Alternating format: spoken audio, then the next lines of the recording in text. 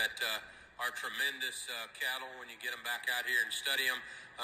All three of them hit me really hard when they won their particular classes, and I knew that as each one of them kept coming in, that it was going to be an ultimate tough decision, and it is still, in my opinion, as you study the set of them.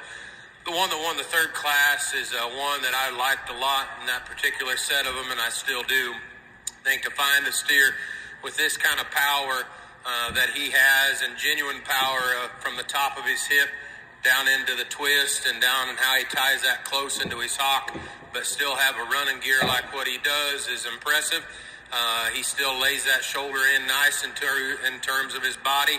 I think that's a definite good steer, and he'll have several good days from here on out. I just don't think he's maxed out, and his spot's just not today. I think there's a lot of good in that calf on down the road. If I would change him and tweak him, and I'm going to talk about all three of them this way, but you could maybe just clean him up a little bit there in his head, ever so slightly square up those front feet, lay that tail head down into him just a little bit more, and lengthen that rump ever so slightly. That girl is such a good stick. She can get him tied together and put together so well and good at all points where it all just fits in him. But I would just change him ever so slightly there in those areas. But that's an incredibly good steer that hit me very, very hard in class. The other one is the girl that has a kind of a light blue shirt on, second from the end. Another one that I think is just really hard to make and hard to put together, and really has a beautiful fat steer image about him. He's one that gets his neck out of the top of his shoulders so well.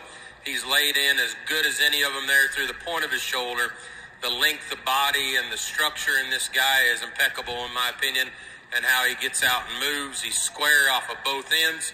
He's stout and genuine from the floor of his chest, from the top of his hip down into his hock.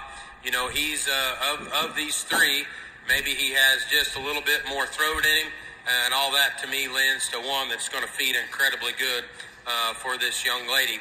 My biggest gripe on him out here is that he's just a little bit of a handful, and he's one that maybe doesn't cooperate quite as good for this girl. But boy, I think there's a lot of hard to make things that steer does.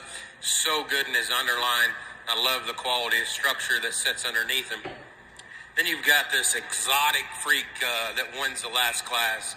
And man, what a beast in terms of one that chucks so full of muscle and rib and power, but yet, you know, probably still the best necked and best looking one there up through his front end and his head.